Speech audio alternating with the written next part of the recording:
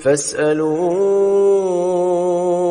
أهل الذكر إن كنتم لا تعلمون إن الحمد لله نحمده ونستعينه ونستغفره ونعوذ بالله من شرور أنفسنا ومن سيئات أعمالنا من يهده الله فلا مضل له ومن يضلل فلا هادي له أشهد أن لا إله إلا الله وحده لا شريك له وأشهد أن محمدا عبده ورسوله يا أيها الذين آمنوا اتقوا الله حق تقاته ولا تموتن إلا وأنتم مسلمون يا أيها الناس اتقوا ربكم الذي خلقكم من نفس واحدة وخلق منها زوجها وبث منهما رجالا كثيرا ونساء واتقوا الله الذي تساءلون به والأرحام إن الله كان عليكم رقيبا يا أيها الذين آمنوا اتقوا الله وقولوا قولا سديدا يصلح لكم أعمالكم ويغفر لكم ذنوبكم ومن يطع الله ورسوله فقد فاز فوزا عظيما أما بعد فإن أصدق الحديث كتاب الله وخير الهدي هدي محمد صلى الله عليه وسلم وشر الأمور محدثاتها وكل محدثة بدعة وكل بدعة ضلالة وكل ضلالة في النار. Hadirin yang dirahmati oleh Allah, pada malam hari ini kita akan memulai kajian rutin kita. Oleh karena itu kita bersyukur kepada Allah Subhanahu wa taala, lalu kepada pihak-pihak yang mensupport acara ini.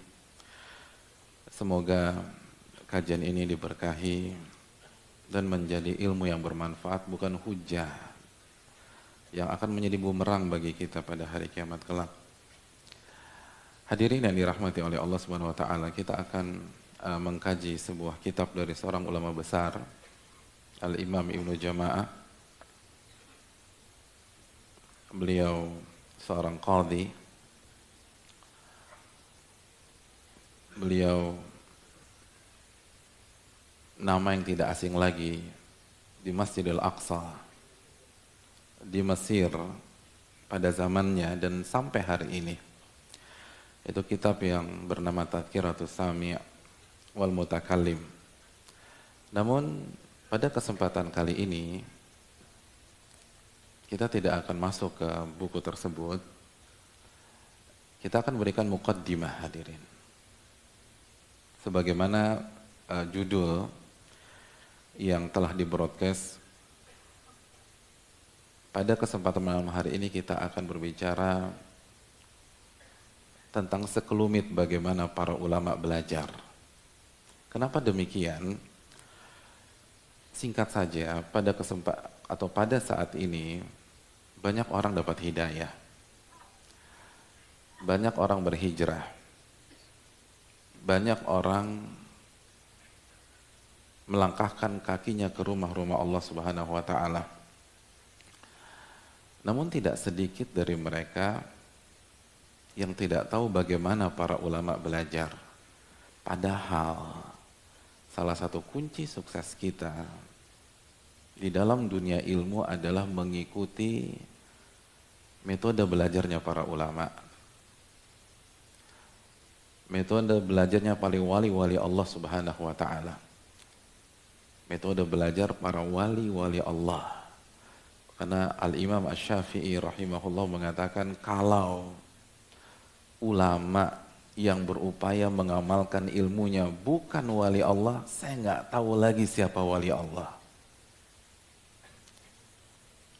Oleh karena itu pada kesempatan kali ini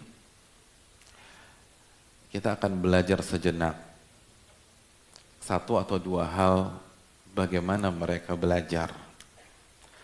Hadirin yang dirahmati oleh Allah Subhanahu wa taala, untuk membuka materi kita pada kesempatan kali ini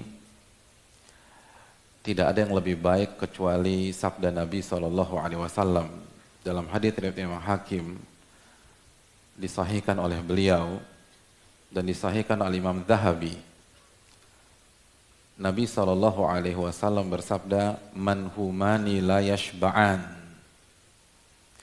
Ada dua kelompok, ada dua komunitas yang selalu tamak dan nggak pernah merasa kenyang. Jadi mereka selalu tamak dan nggak pernah kenyang. Lalu Nabi SAW melanjutkan, manhumun fi ilmin la yashba' wa manhumun fi dunya la yashba' au kama qala. Penuntut ilmu dia nggak pernah kenyang, dan penuntut dunia pun nggak pernah kenyang.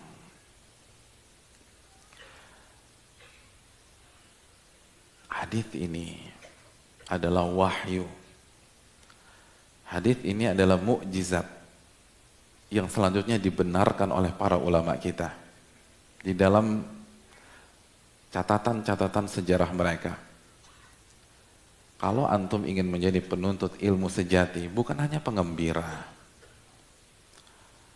bukan hanya peramai kajian, tapi penuntut ilmu sejati, sifat ini yang harus kita miliki. Nggak pernah kenyang, nggak pernah ada habis-habisnya, selalu haus, haus, haus, dan haus. Itu yang pertama. Yang kedua, Nabi menyamakan dengan ahli dunia. Jadi kalau antum lihat bagaimana ahli dunia, nah kira-kira gitu tuh kita harus menyikapi firman-firman Allah, hadis-hadis Nabi SAW. Karena Nabi mengatakan talibu ilmin wa talibu dunya, pencari ilmu dan mencari dunia. Dan begitulah para ulama kita belajar, teman-teman sekalian. Begitulah para ulama kita mempelajari firman-firman Allah dan hadis-hadis Nabi SAW. Hasrat mereka, passion mereka, semangat mereka itu seperti ahli dunia mengejar dunia mereka. Seperti ahli dunia mengejar hobi mereka. Begitu juga dengan para ulama.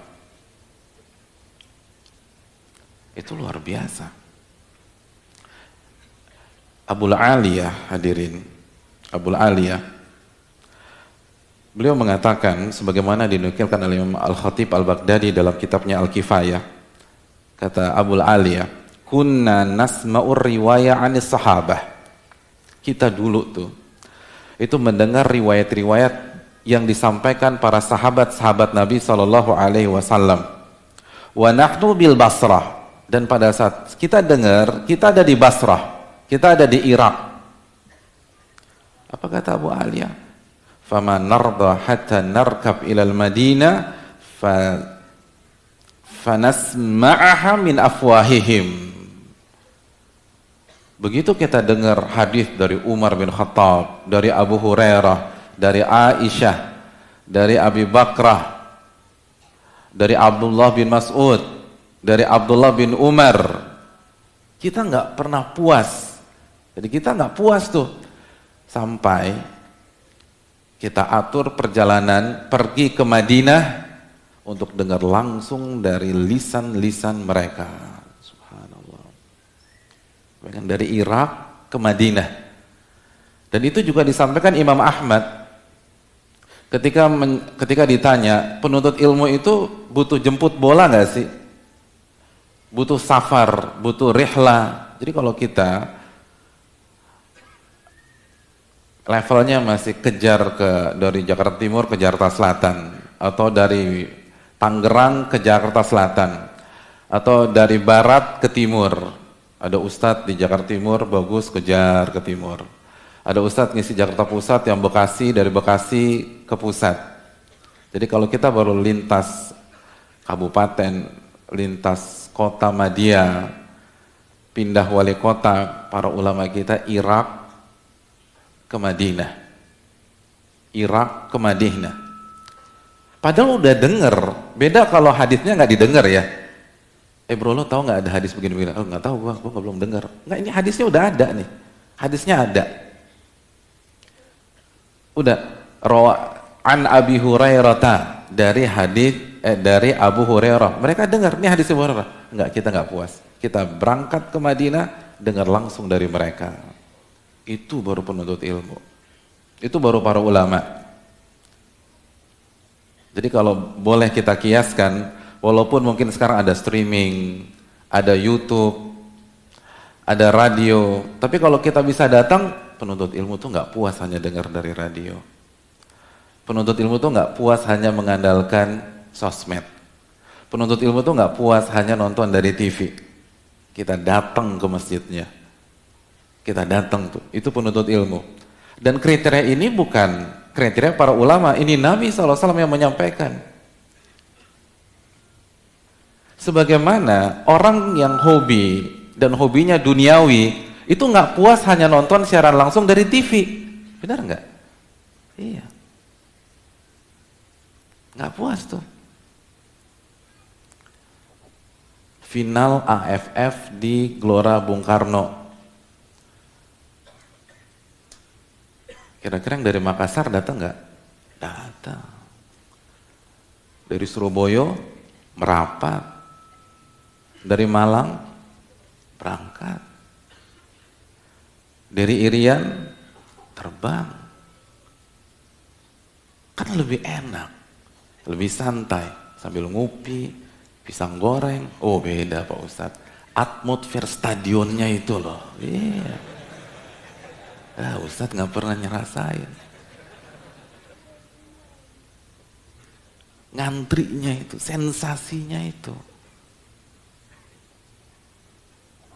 Apalagi kalau gol, walaupun pas masuk ke jalan nggak kelihatan tuh Ustaz, karena tribun atas.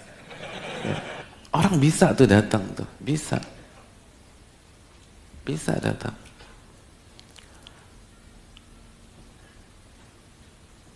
Untuk hobinya tuh datang tuh. Orang yang gila MotoGP atau Formula One pergi tuh ke Kuala Lumpur atau ke Singapura tuh. Berangkat, nggak peduli itu, beli tiket. Kan ada siaran langsungnya, oh beda. Bunyi mesinnya terus, padahal kan kalau antum nonton Formula 1 kan paling sekali, wah gitu terus tunggu lagi. Iya kan, mentok-mentok layar lagi. Orang cuma sekali nges, bola masih mending, tapi kalau Formula 1 kan enggak. Iya kan, atau antum kejar tuh mobil kan nggak mungkin. Antum tunggu aja, pas bagian antum sekali aja, terus lihatnya layar lagi. Datang tapi itu. Ya, ulama juga gitu. Kan Nabi yang samakan, manhumun talibul ilmi wa talibud dunia. Penuntut ilmu itu hasratnya itu kayak orang yang lagi ngejar dunia, persis. Nggak pernah kenyang, datang. Nggak ada, kan udah ada live streaming, enggak. Penuntut ilmu sejati datang. Udah ada FB, enggak ada. Nggak puas dia. Karena atmosfer kajian tuh beda. Kan yang dinaungi malaikat di sini hadirin. Di sini kita ketemu orang-orang yang berusaha jadi soleh, orang-orang yang berusaha ikhlas kepada Allah Subhanahu Wa Taala, orang-orang yang ingin berubah, orang-orang yang ingin berhijrah, beda berkahnya. Terus kita jalan, kita keluarkan effort kita. Al jaza min jinsil amal. Inna idhamil jaza ma idhamil bala, dalam hadis Tirmidzi. Sesungguhnya besarnya pahala itu tergantung effort, tergantung beratnya ujian, tergantung sulitnya musibah. Semakin besar effort, pahalanya semakin gede. Semakin besar effort, pahalanya semakin besar. Dan hadirin yang dirahmati oleh Allah Subhanahu Wa Taala, catat baik-baik. Kita sekarang itu berada di sebuah masa di mana ilmu itu dibuka oleh Allah. Ilmu itu dibuka. Jabir untuk ketemu Abdillah mendengar hadis Nabi SAW, yahsyurullahu an-nasa yaumal qiyamati hufatan uratan buhma. Allah akan bangkitkan manusia. Allah akan bangkitkan manusia pada hari kiamat nanti uratan, dalam kondisi telanjang bulat. Gudlan buhma, nggak bawa bekal, tanpa dikhitan, nggak pakai alas kaki. Jabir untuk dapat satu hadis ini itu jalan kaki 1 bulan, 1 bulan jalan kaki, 1 bulan. Antum dari rumah ke sini berapa hari tadi? 1 bulan. 1 bulan. Satu hadis. Satu hadis. Al-Imam Masruq. Imam Masruq adalah murid dari Aisyah radhiyallahu taala anha. Untuk mendapatkan tafsir satu kata di dalam Al-Quran. Satu kata, bukan satu surat, satu kata. Itu jalan ke Irak. Begitu sampai Irak, syekh yang beliau incar udah pergi ke Syam, ke Palestina, ke Libanon, ke Suria. Terus satu lagi, Yordania. Dulu 4 negara tersebut, satu wilayah yang bernama Syam. Ya terlambat, syekhnya udah pergi ke Syam. Apa yang beliau lakukan? Langsung tembak Syam, berangkat ke Syam. Terus ketemu di sana, subhanallah. Bayangkan. Sedangkan kita sekarang, kita hadirin, kita untuk mendapatkan satu hadis. Oke, saya ralat ucapan saya. Untuk mendapatkan satu buku hadis harus jalan berapa lama? Hadirin, enggak.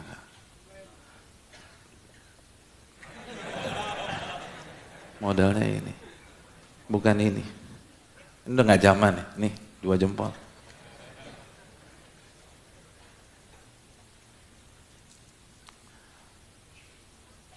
Nggak ada pulsa, cari wifi gratis. Nggak ada modal, nggak ada modal, subhanallah.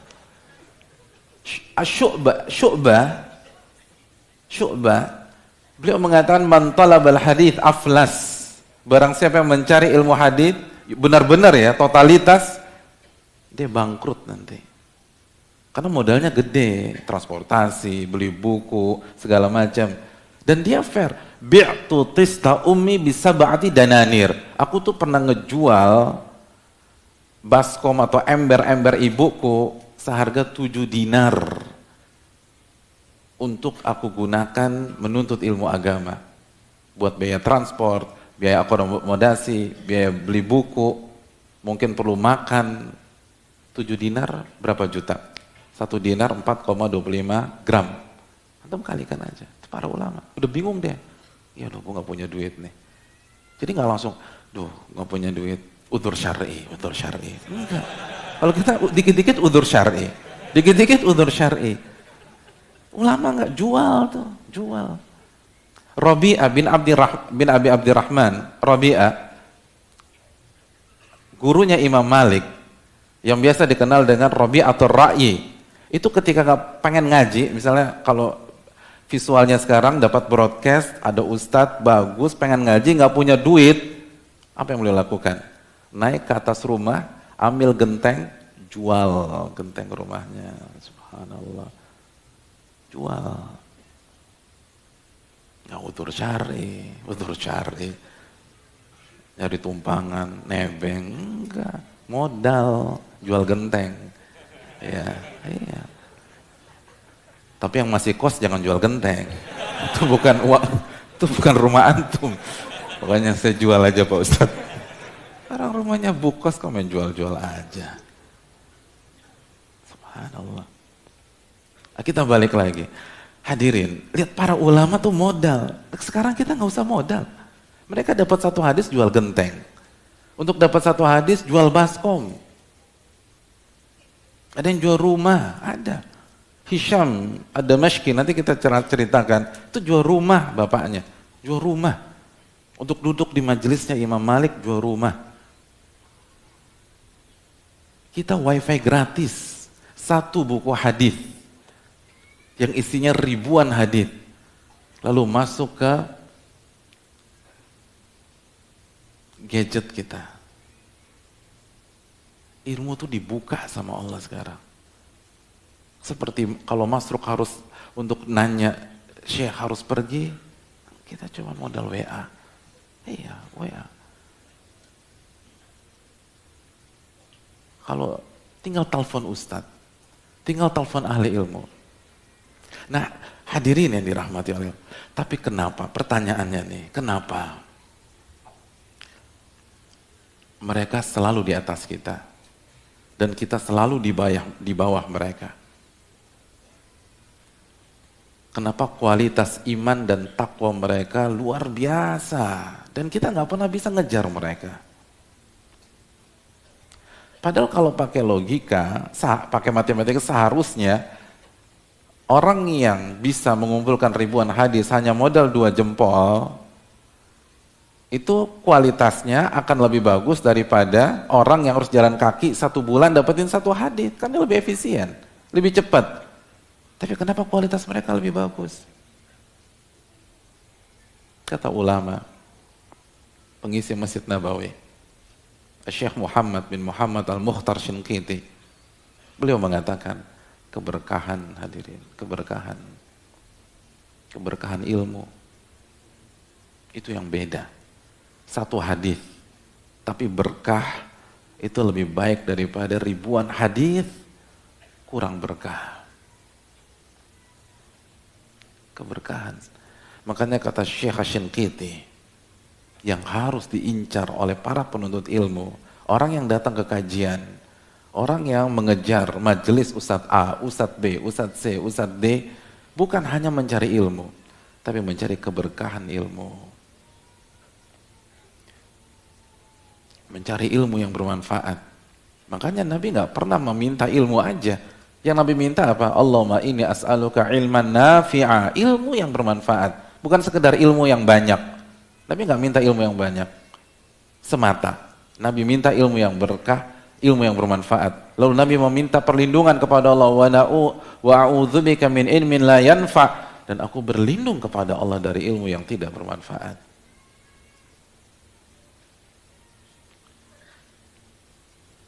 Hadirin yang dirahmati oleh Allah, dan salah satu cara mendapatkan keberkahan ilmu adalah usaha, upaya, effort yang sungguh-sungguh. Karena semakin kita jungkir balik mendapatkan sesuatu, sesuatu itu semakin bernilai di dalam sanubari kita. Beda. Anak yang dapat 50.000, tapi dia harus jualan dulu. Harus kerja dulu, harus disuruh-suruh dulu. Dan dia harus nabung selama 2, 3, atau 4 pekan, biar bisa ngumpul 50.000, itu nilainya di dalam hati, itu berbeda dengan temannya yang untuk mendapatkan 50.000 plus 10 juta hanya modal kartu debit yang dikasih orang tuanya. Beda. Bagi anak yang hanya langsung kasih orang tuanya, 50.000 nggak ada artinya tuh. Dia tinggal gesek kok. Atau dikasih ATM orang tuanya. Kenapa? Kok bisa beda? Bagaimana penjagaannya?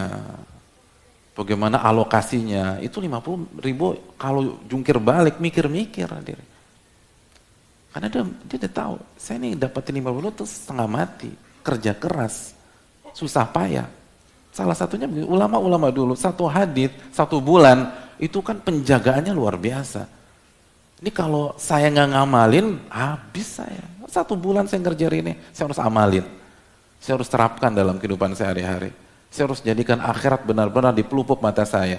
Karena saya ngejar hadis tentang orang atau manusia yang dibangkitkan oleh Allah dalam kondisi telanjang bulat, itu 1 bulan jalannya.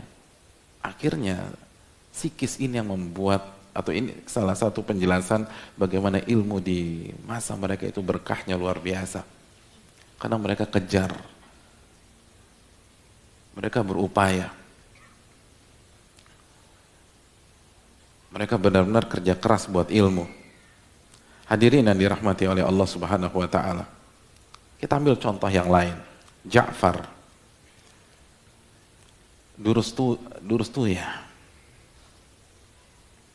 Ja'far, beliau menceritakan kepada kita bagaimana beliau dan teman-temannya belajar di majelisnya Ali bin Madini, seorang ulama besar, pakar hadis. Kata beliau, kunna na'khudul majlisa fi majlisi Ali bin Madini waqtal asr al-yawma li majlisi ghad. Kata Ja'far, kita ketika mendatangi majelisnya Ali bin Madini, kita udah sampai di lokasi di waktu asar. Di waktu asar. Coba, antum datang tadi waktu apa? Asar. Sama berarti sama Ja'far. Hebat antum nih, luar biasa. Kata Ja'far, 5 jilisi ghad, kajiannya baru mulai besok pagi. Besok pagi baru mulai. Bukan maghrib, pagi. Subhanallah. Datang dari asar, Hamin 1. Hamin 1. Lalu kita begadang di lokasi. Kita duduk tulal lail sepanjang malam. Tunggu tuh. Nggak beranjak. Nggak beranjak. Makhafata alla nalhaq minal ghaddi mawdi'an nasma'u min. Karena kita khawatir, kita nggak dapat tempat untuk mendengar ucapan Ali bin Madini dengan seksama besok pagi. Jadi nggak dapat tempat. Duduk udah. Antum yang datang asar, langsung duduk ke sini atau jajan dulu sana ke sini? Kan nggak ditungguin, orang belum ada yang datang, kosong, ngapain saya tunggu. Kalau dulu para ulama datang Hamin 1 nggak bisa bergerak lagi, duduk udah, duduk. Takut kehilangan. Itu para ulama Dan kembali kepada sabda Nabi SAW, talibu ilmin wa talibu dunya, penuntut ilmu dan penuntut dunia. Sebagaimana ulama nginep tuh untuk nunggu, untuk ngantri. Ya kita lihat juga.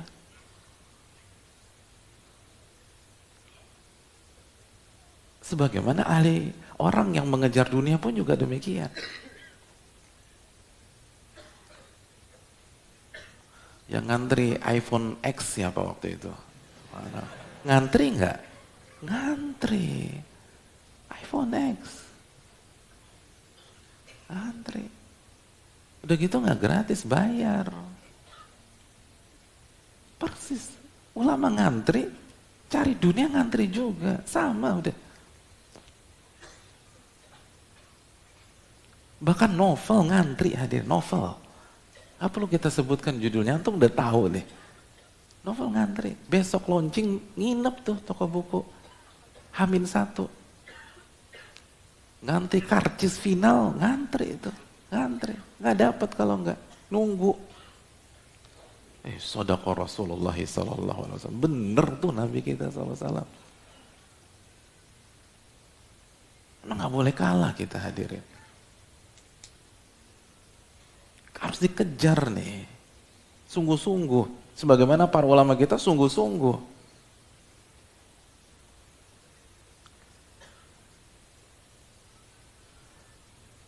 Karena kalau dunia memang harus dikejar. Bagaimana dengan akhirat?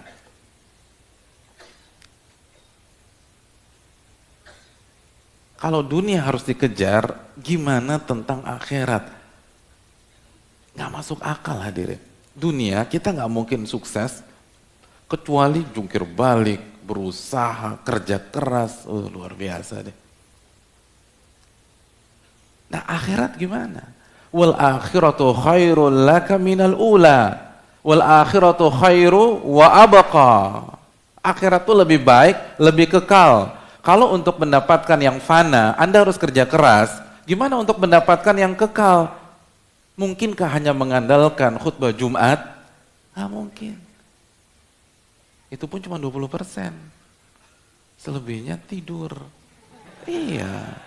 Nggak, terus mau masuk surga kan nggak masuk akal ya. Kalau untuk cum laude di ITB, di UI, Anda harus belajar, mati-matian belajarnya. Untuk dapat IP 3,9. Gimana cara belajar coba? Ini banyak anak ITB di sini, kelihatan dari ininya. Dan yang lain, universitas-universitas yang lain yang Masya Allah, Masya Allah. Kita harus belajar tuh. Mungkinkah Harvard University nggak pakai belajar? Lalu Anda bisa dapat IP 3,9? Kan nggak mungkin, Anda akan diketawain orang. Kenapa? Karena ranking ITB sama UI di bawah Harvard. Kalau ITB sama UI aja, Anda harus jungkir balik belajar, masa Harvard santai-santai, lalu Anda sukses? Mustahil. Kalau dunia kita harus coba lagi, gagal coba lagi, gagal coba lagi, gagal. Orang terkaya di dunia yang paling muda, sebagaimana yang dirilis majalah Forbes beberapa waktu yang lalu, antum tahu kan? Yang langganan majalah Forbes siapa di sini? Yang nggak usah lah.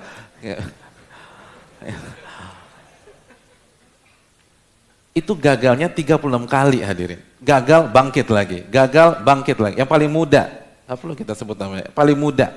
Gagal bangkit lagi, gagal bangkit lagi. 36 kali baru sukses. 36. Itu sukses dunia tuh gitu. Mungkinkah akhirat segampang itu? Sedangkan Nabi kita mengatakan ala inna sil'atallahi al-ghaliyah, ala inna sil'atallahi al-jannah. Ketahuilah yang Allah tawarkan mahal, nggak murah, nggak gratisan, mahal. Ketahuilah yang Allah tawarkan surga. Mungkinkah segampang itu? Dan bandingkan sering. Sukses dunia jungkir balik. Habis-habisan. Dan itu bisa tuh, bisa. Antum melihat orang yang punya hobi macam-macam bisa tuh untuk dunia. Kenapa nggak bisa buat akhirat? Sekali lagi kita nggak mengajarkan fobi kepada dunia. Allah mengatakan wala tansa nasibaka minad dunya, jangan lupakan bagianmu dari dunia. Tapi pertanyaan simpelnya, kalau dunia kita bisa, kenapa akhirat nggak bisa? Kalau dunia habis-habisan, kenapa akhirat nggak bisa habis-habisan? Tapi kan 50-50 Pak Ustadz, ya udah 50-50 deh. Sehari 24 jam, 12-12, bisa enggak? Kan nggak bisa juga. Nggak mungkin. Kalau kaedah di dunia, kita tahu bersama-sama di lapangan nih, nggak ada makan siang gratis mas. Mungkinkah makan siang atau makan di surga itu gratisan? Nggak mungkin, mustahil. Nabi yang mengatakan, ala inna silatallahi al-ghaliyah, ala inna silatallahi al-jannah. Yang Allah tawarkan tuh mahal. Yang Allah tawarkan surga. Surga nggak murah. Kalau surga murah, Nabi nggak usah hijrah dari Mekah ke Madinah. Kalau surga itu murah, nggak ada penyiksaan kepada Bilal. Kalau surga itu murah, nggak ada air mata di keluarga Ammar, Yasir, Sumayyah. Lalu mungkinkah kita yang bukan sahabat, yang bukan ulama, yang bukan nama-nama yang direkomendasi oleh Nabi SAW bisa masuk surga gratisan? Kan nggak mungkin, mustahil. Dan pintu gerbangnya itu belajar. Karena Al-Imam Bukhari mengatakan al-ilmu qoblal qawli wal amal, ilmu dulu sebelum berbicara dan beramal. Berarti kita harus belajar dan belajar. Insya Allah kita akan lanjutkan pada salat Isya. Terima kasih jazakallahu khairan. Wassalamualaikum warahmatullahi wabarakatuh. Assalamualaikum warahmatullahi wabarakatuh. Alhamdulillah wassalatu wassalamu ala Rasulillah wa ala alihi wa sahbihi wa wala wa ba'd. Bagaimana mereka belajar, hadirin? Mereka belajar dengan sungguh-sungguh. Mereka benar-benar seperti yang disampaikan Nabi SAW, man humani la yashba'an. Ada dua komunitas yang nggak pernah, yang tamak dalam tanda kutip dan tidak pernah lapar, tidak pernah kenyang, yaitu penuntut ilmu dan ahli dunia. Contoh yang lain Qutrub, Al-Imam Qutrub. Nama beliau adalah Abu Ali Muhammad. Beliau adalah murid dari Sibawayh. Murid dari Sibawayh.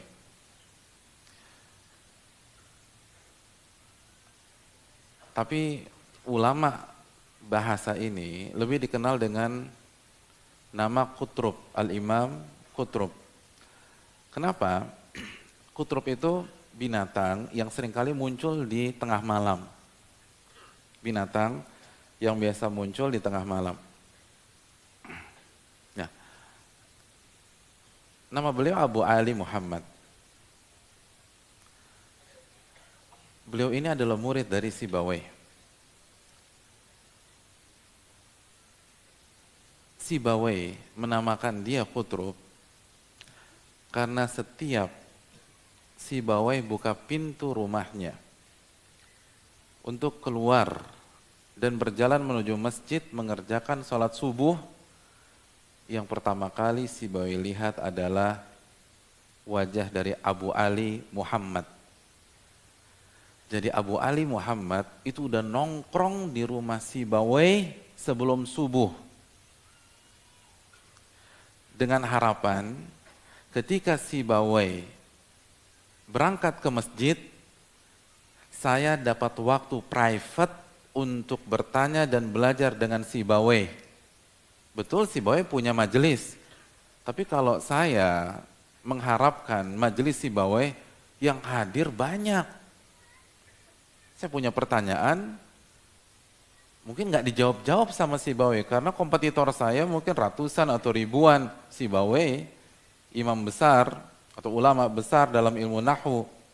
Ilmu nahwu itu ilmu gramatika bahasa Arab. Jadi kalau saya nanya di majelis, aduh kayaknya berat deh, kompetitornya banyak. Mungkin beliau punya pengalaman, pertanyaannya nggak dijawab-jawab. Di antara antum ada yang berpikir, ini kayaknya gue banget nih. Ada nggak? Enggak ya? Iya tuh, saya tuh kalau datang ke kajian beberapa ustadz, pertanyaan saya nggak pernah dijawab. Bukan nggak mau dijawab, tapi yang nanya banyak. Dan terkadang kita harus melakukan skala prioritas. Nah, Qutrub nggak hilang akal. Bukan sebel sama Sibawayh. Nggak punya perasaan Sibawayh. Enggak, dia nggak mengatakan demikian. Gimana caranya biar saya bisa belajar sama Sibawayh? Saya butuh ilmunya Sibawayh. Akhirnya dia punya ide, Sibawayh kan sholat subuhnya di masjid. Saya tongkrongin aja rumahnya. Saya nggak ketok pintu, saya nggak bel, saya nggak teriak assalamualaikum, apalagi sahur, enggak. Sampai rumah diam udah, nunggu. Sampai Sibawayh keluar. Begitu saya keluar, wajahnya Abu Ali yang beliau lihat. Hari kedua, ini dia lagi. Hari ketiga, dia lagi. Hari keempat, dia lagi. Kayaknya ente kayak Qutrub deh gitu loh. Binatang yang keluar di tengah malam, kan belum subuh. Mulai saat ini saya kasih nama Anda Qutrub. Akhirnya terkenal dengan Al-Imam Al-Qutrub, Al-Imam Qutrub. Jadi dia belajar dari Sibawayh, dari rumah Sibawayh ke masjid. Selama perjalanan dia gunakan waktu untuk mengkaji, bertanya, mencatat, dan mendapatkan ilmu Sibawayh. Subhanallah, itu para ulama. Para ulama yang kehilangan akal, dikejar tuh ilmu. Al-Imam Ahmad bin Hanbal. Kenapa bisa jadi Imam Ahmad bin Hanbal? Apa rahasianya? Setelah taufik dari Allah Subhanahu wa taala, sebagaimana diriwayatkan Al-Imam Ibnul Jauzi dalam Manaqib Imam Ahmad. Imam Ahmad pernah mengatakan, "Kuntu rubbama aradtul bukur fil hadits." Aku seringkali ingin segera sampai ke majelis yang mengajarkan hadis Nabi SAW. Tapi seringkali begitu saya mau keluar rumah, fata'khudhu ummi bithiyabi. Itu ibuku, itu mencegahku dan menarik bajuku.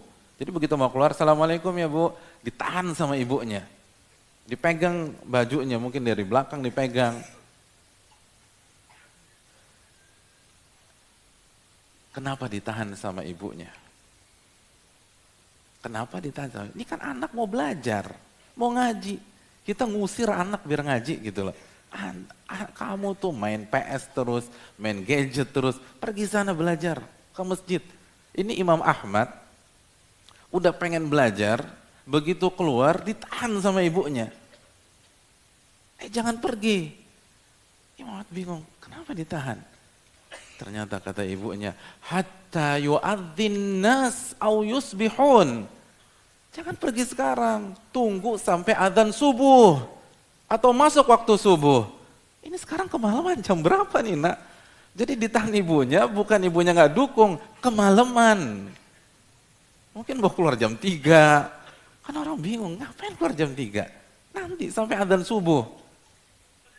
Akhirnya Imam, oh iya benar, belum mau kebagian, ya udah masuk lagi. Lalu kata Imam Ahmad, iya saya tuh pengen cepat-cepat untuk duduk di majelisnya. Siapa salah satu gurunya Imam Ahmad? Abu Bakar bin Ayyash atau selain dari beliau, rahimahumullah. Subhanallah, ditahan. Pernah nggak antum ditahan sama istri begitu? Mas baru 3:30 mau ikut kajian Ustaz siapa? Subhanallah. Atau istri kita ngajak kita, ayo mas kajian mas, kamu tuh dunia terus, kamu tuh golf terus, kamu tuh futsal terus. Subhanallah. Hadirin yang dirahmati oleh Allah, para ulama. Karena mereka ingin masuk surga. Karena mereka yakin man salaka tariqan yaltamisu fihi ilman sahalallahu lahu bihi tariqan ilal jannah. Barang siapa ya yang berjalan dalam rangka menuntut ilmu agama, Allah akan pintaskan jalannya menuju surga. Ini real, ini bukan fake, ini bukan hoax. Ini real. Sebagaimana orang yang mengejar dunia itu berangkat dari kantor sebelum subuh, para ulama ngaji juga sebelum subuh. Wah, ente melihatlah palikot di Jabotabek. Bukan hal yang aneh orang keluar jam 4, jam setengah 4, bukan ada yang jam 3. Shadaqah Rasulullah sallallahu alaihi wasallam. Makanya Imam Syafi'i, hadirin yang dirahmati Imam Syafi'i, sebagaimana yang dinukilkan oleh Imam An-Nawawi dalam Al-Majmu' Syarah Muhadzab di muqaddimahnya, kata Imam Nawawi, la yatlubu ahadun hadzal ilma bil mulki wa izzin nafsi fayuflih. Enggak ada satupun orang yang menuntut ilmu agama ini dengan kekayaannya, kekuasaannya semata dan harga diri yang tinggi, lalu dia sukses dalam dunia ilmu. Nggak ada orang demikian, kata Imam Syafi'i. Jangan berpikir, Imam Syafi'i jangan berpikir kalau Anda punya duit, Anda bisa dapat ilmu. Enggak. Jangan berpikir hanya mengandalkan kekayaan Anda, jabatan Anda, network Anda bisa dapat ilmu. Enggak. Jangan berharap Anda merasa besar di hadapan firman Allah, merasa besar di hadapan hadits Nabi SAW. Anda bisa mendapatkan ilmu, enggak bisa. Walakin man talabahu bidzullin nafsi wa dhikil aish wa khidmatil ulama aflah. Kata Imam Syafi'i rahimahullah, namun seseorang yang mempelajari ilmu dengan dhullin nafsi, dengan merendahkan hati, bahkan mungkin dirinya, merendahkan diri, tapi di hadapan Allah Subhanahu wa taala. Merendahkan diri, tapi di hadapan firman-firmannya Subhanahu wa ta'ala. Wadhikil aish, dan kehidupan yang sempit. Oh, maksudnya jadi orang miskin? Enggak juga. Bisa jadi dia orang kaya, tapi saking asiknya belajar, saking semangatnya mengkaji, semakin berupayanya menghafal, semakin karena dia memaksimalkan waktu weekendnya, akhirnya dia tidak sempat menikmati uangnya sendiri. Dia tidak sempat menikmati fasilitas yang dia miliki. Sehingga kalau kita head to head atau apple to apple dengan orang miskin, kayaknya 11-12 deh. Karena sebagaimana orang miskin nggak bisa menikmati fasilitas karena nggak punya duit, dia juga nggak bisa menikmati fasilitas bukan karena nggak punya duit, nggak punya waktu. Karena waktunya habis untuk, misalnya kalau mulai start dari awal belajar pra Al-Quran, lalu setelah itu belajar Al-Fatihah, belajar Al-Ikhlas, belajar An-Nas, belajar Al-Falaq, lalu dia belajar sholat, belajar wudhu, jadi nggak sempat. Yang lain jalan-jalan ke Singapura, dia nggak sempat jalan ke Singapura. Yang lain belanja di Dubai, dia nggak sempat belanja di Dubai. Padahal kalau ingin beli first class, bisa dia beli first class. Ayo kita belanja ke Dubai yuk. Aduh, gue harus setoran nih. Harus setoran sorof, fa'ala, fa'ala, fa'alu, fa'alat, fa'alata, fa'alna, fa'altu, fa'alna gitu ya. Jadi kan orang dia mungkin belajar bahasa Arab. Jadi nggak sempat lagi tuh ke Dubai. Nggak sempat ke Dubai. Ayo kita jalan-jalan yuk. Kita lihat tuh. Nggak ada waktu saya. Saya harus belajar. Saya harus mengkaji. Saya harus ikut kajian di sana. Jadi, dhikil aish, jadi kehidupannya kayaknya sama aja dengan orang yang nggak punya duit. Wa khidmatil ulama, lalu dia berkhidmat kepada ahli ilmu. Dia melayani para ulama, melayani para ahli ilmu, beradab di hadapan mereka. Itu yang akan sukses kata Imam Syafi'i. Ini yang mengatakan imam, yang pengalaman. Dan dinukil Imam Nawawi, rahimahullah, ulama papan atasnya mazhab Syafi'i. Dan dibawakan dalam kitab Al-Majmu' Syarah Muhadzab. Oleh karena itu hadirin dan dirahmati, kalau kita ingin tanya gimana mereka belajar, itu mereka belajar. Mereka enggak sombong di hadapan Allah. Jadi sebenarnya ketika kita datang ke majelis, itu salah satu filosofinya kita tawadhu di hadapan Allah Subhanahu wa taala. Karena kan di masyarakat yang datang itu yang merasa besar atau yang merasa kecil? Yang merasa kecil. Kita lebaran deh. Yang datang itu anak yang paling kecil atau anak yang paling besar? Yang paling kecil. Open house itu di rumah orang tua atau rumah anak yang paling tua. Yang kecil-kecil nih, yang keponakan, yang anak datang tuh. Makanya berkah. Karena harus tawadhu di hadapan ilmu. Bukan sebatas ustadznya, ilmunya itu. Ilmunya. Dia harus tunjukkan di hadapan Allah, dia tawadhu. Kenapa demikian? Karena hanya dengan itu kita akan sukses. Apa kata Imam Mujahid dalam Sahih Bukhari?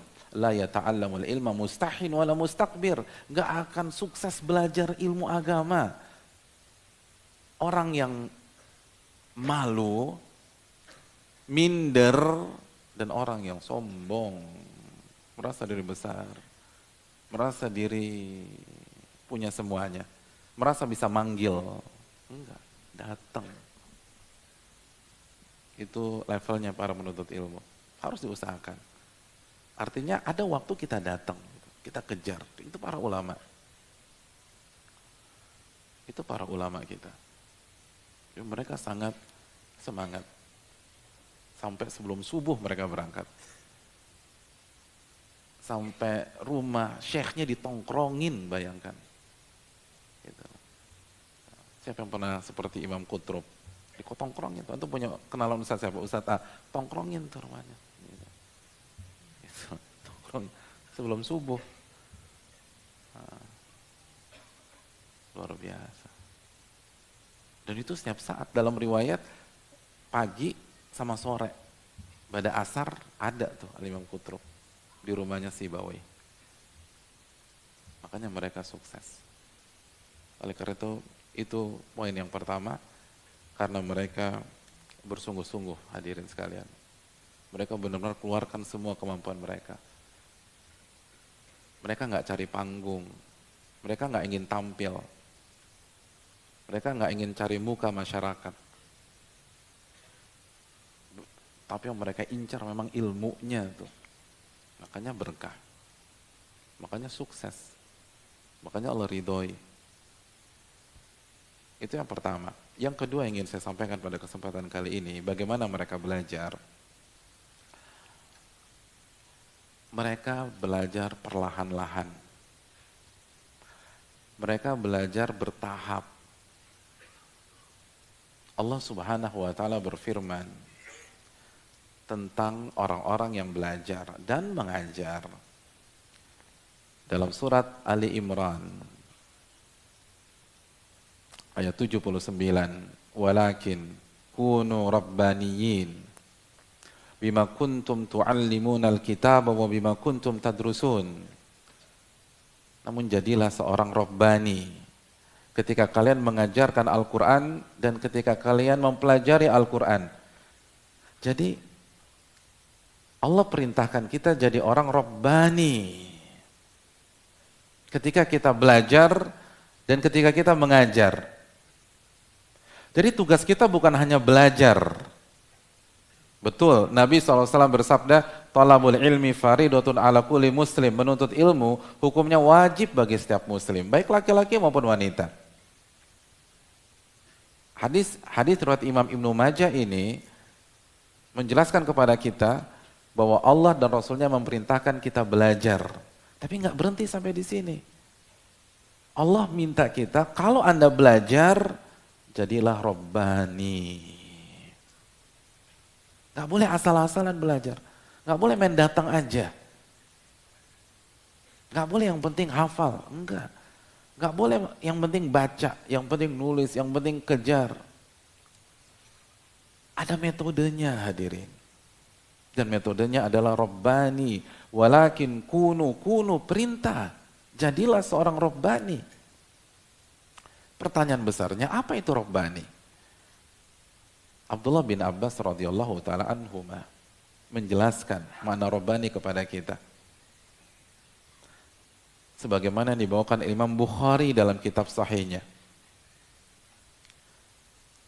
Rabbani adalah orang-orang yang mengajarkan atau mempelajari ilmu bertahap, mulai dari hal-hal basic, sederhana, pondasi, qabla kibari, sebelum perkara-perkara besar, sebelum perkara-perkara pelik, sebelum perkara-perkara yang jelimet. Sebelum itu, dia harus belajar dulu perkara-perkara yang kecil, sigharil ilmi, bukan secara kualitas, tapi yang lebih mudah dimengerti, tapi pondasi, tapi asas, tapi basic. Karena menguasai bidang apapun, kalau basic kita nggak kuat, habis kita.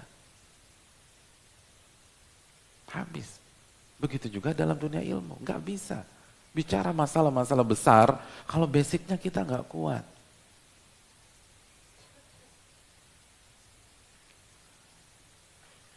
Antum suka bola nih, suka bola.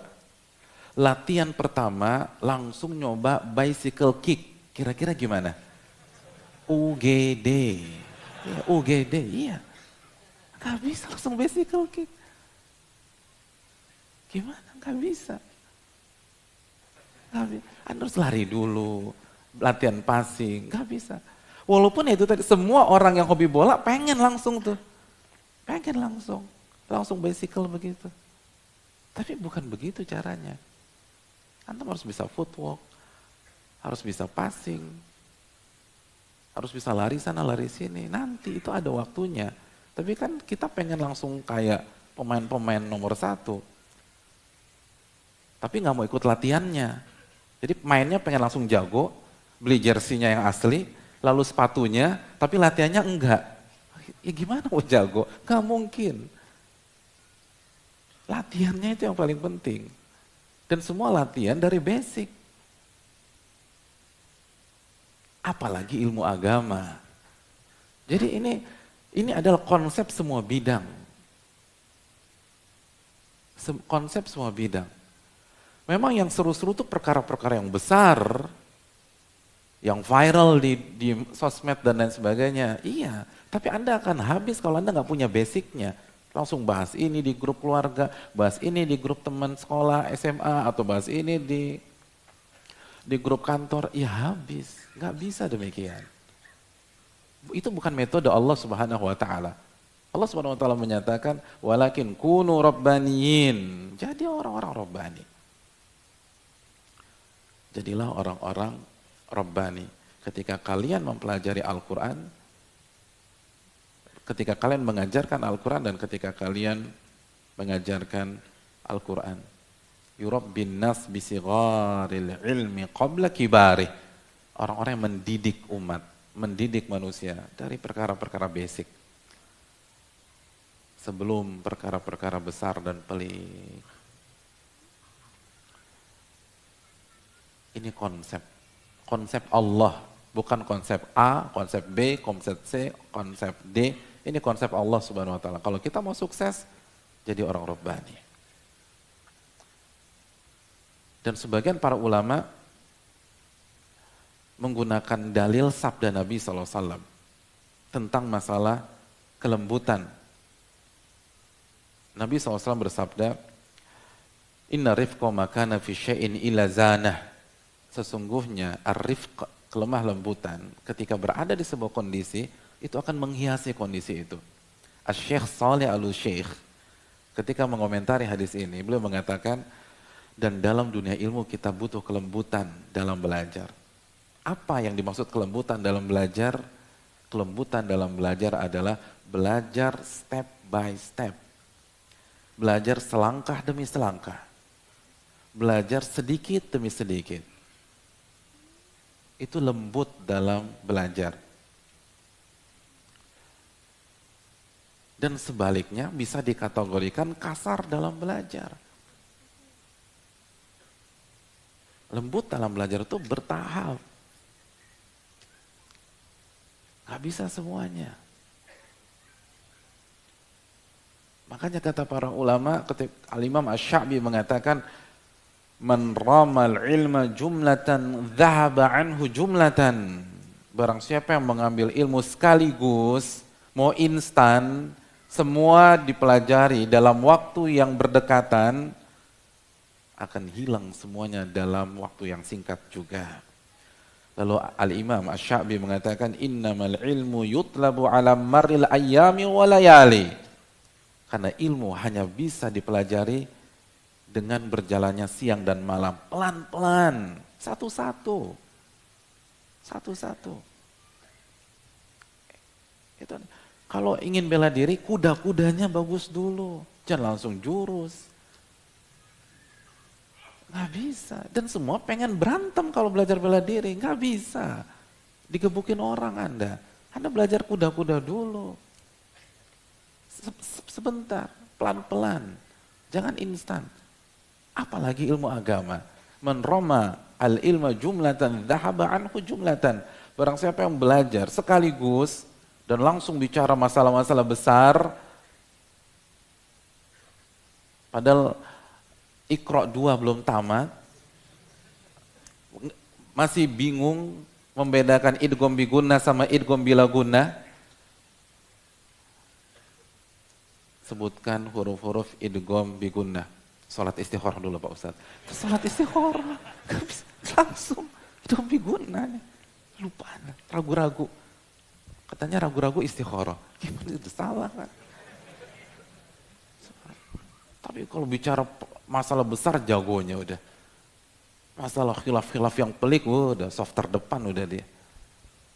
Gampang nyalain orang, langsung cepat memvonis. Ini karena basic gak kuat. Basic gak kuat. Oleh karena itu hadirin yang dirahmati oleh Allah Subhanahu wa taala. Para ulama mengatakan Man hurimal usul, hurimal wusul. Barang siapa yang basicnya nggak kuat, dia tidak akan sampai ke tujuan, nggak akan sukses. Man hurimal usul, hurimal wusul. Barang siapa yang nggak punya basic, yang nggak punya pondasi, maka dia nggak akan sukses di dunia ini. Dia akan gagal, dia nggak akan istiqomah. Hijrahnya akan berantakan. Karena basicnya nggak kuat. Pohon tuh kalau akarnya nggak kuat, kena badai sedikit, jatuh. Gimana biar kita bisa bertahan? Sedangkan kita butuh ilmu untuk survive. Basic kita harus kuat. Dan pelan-pelan. Pelan-pelan. Salah satu ulama kontemporer yang bernama Bakar Abu Zaid rahimahullah mengatakan, ucapan beliau menarik. Kata beliau dalam Hilyatul Talibil Ilm, Izdihamul ilmi fi sam'i mudillatul fahmi. Mendengar dari banyak pihak, ketika kita belajar ilmu, itu rentan gagal dalam pemahaman. Jadi dengar dari semua pihak, baru hijrah 1 bulan yang lalu langsung masuk masalah khilaf A, khilaf B, khilaf C. Berarti kan dengar dari semuanya tuh. Nanya Ustadz A, nanya Ustadz B, nanya Ustadz C, nanya Ustadz D. Dia akan gagal kata Syekh Bakar Abu Zaid. Dia akan gagal. Nggak ada ulama yang belajarnya demikian. Ulama-ulama dari berbagai macam madhab. Itu fase pertama belajar tanpa ada khilaf sama sekali. Lalu fase kedua baru disebutkan 1-2. Fase ketiga khilaf dalam madhab. Fase keempat baru khilaf antar madhab. Itu yang dilakukan ulama dari banyak madhab. Jadi gak langsung dihajar semuanya hadirin. Sebagai contoh, Al-Imam Ibnu Qudamah dalam madhab Hanbali. Beliau punya kitab, yang pertama Al-Umdah. Umdah itu 1 pendapat. Diajarkan gimana, yang penting kita bisa beribadah dulu. Setelah tamat, naik lagi. Apa berikutnya? Yang madhabnya Hanbali di sini siapa? Al-Muqni. Muqni 1-2 riwayat. Lalu setelah tamat naik lagi ketiga Al-Kafi. Al-Kafi khilaf dalam madhab, lebih banyak lagi riwayat. Lalu yang terakhir Al-Mughni, antar madhab. Itu metode. Makanya itu tadi banyak para ulama dalam masalah fikih itu bukunya lebih dari 1 dan itu diulang-ulang. Tapi itu metodologi. Orang diajarin bertahap. Diajarkan bertahap. Gak bisa semuanya dihabiskan. Hadirin yang dirahmati oleh Allah Subhanahu wa taala. Sebagaimana Ibnu Qudamah rahimahullah punya lebih dari 1 buku, sebagai contoh yang lain dalam madhab Syafi'i misalnya Al-Imam Ghazali. Al-Imam Ghazali punya beberapa buku fikih dan dalam madhab yang sama, madhab Syafi'i. Beliau punya buku apa aja? Al-Basit, Al-Wasit, Al-Wajiz. Al-Basit, Al-Wasit, Al-Wajiz. Al-Basit itu ikhtisar dari kitabnya Al-Imam Haromain Al-Juwaini. Judulnya Nihayatul Matlab. Lalu Al-Basit diringkas jadi Al-Wasit. Lalu diringkas lagi jadi Al-Wajiz. Kenapa ada ringkasan? Kenapa nggak sekaligus aja? Rabbani hadirin. Orang boleh diajarkan bertahap. Gak bisa langsung semuanya, semua bingung orang. Harus bertahap. Orang butuh waktu. Itu metode para ulama. Jadi kalau mau sukses bertahap. Pelan-pelan. Jangan semua fatwa dikoleksi. Yang penting rujukan antum punya kapasitas untuk berfatwa. Sudah selesai. Makanya kan dalam ilmu usul fikih antum nggak wajib mencari semua alim untuk ditanyain dalam satu masalah. Kewajiban antum tanya fas'alu ala dzikri, bertanyalah kepada alim. Begitu dapat sudah bari'atu dhimmah. Karena itu metode para ulama kita, pelan-pelan, bertahap hadirin yang dirahmati oleh Allah. Gak bisa semuanya dikejar. Semua kajian di Jabodetabek didatangi gak bisa. Harus satu. Pilih yang cocok untuk antum. Lalu ilmunya fardu ain buat antum. Usahakan masalah-masalah yang prinsip dan basic. Kejar masalah akidah. Kejar masalah fikih yang memang dasar. Pelajari masalah adab. Dan semua harus bertahap. Hadirin yang dirahmati oleh Allah, dan ini metode Allah Subhanahu wa taala. Oleh karena itu, apa yang Allah firmankan? Dan apa metode turunnya Al-Qur'an hadirin? Metode turunnya Al-Qur'an. Wa qala alladziina kafaru laula nuzzila alaihi al-Qur'anu jumlatan wahidah. Orang-orang kafir bertanya sambil mengolok-olok, kenapa Al-Quran gak diturunkan langsung komplit dari Al-Fatihah sampai An-Nas sekali turun, misalnya di Gua Hira. Kenapa harus bertahap? Sekalian aja. Emangnya Tuhannya gak mampu? Sekalian aja. Kan lebih praktis, lebih simpel. Apa kata Allah Subhanahu wa taala menjawab nyinyiran tersebut? Kadzalika linutsabbita bihi fuadak.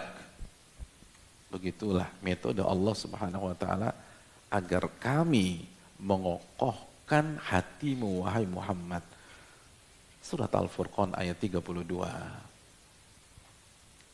Kadzalika linutsabbita bihi fuadak.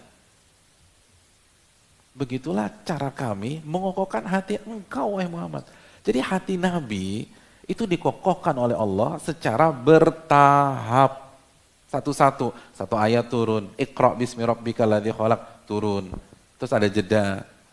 Baru turun lagi ya ayyuhal mudatstsir qum fa'andzir wa rabbaka fakabbir. Terus selama 23 tahun baru kuat.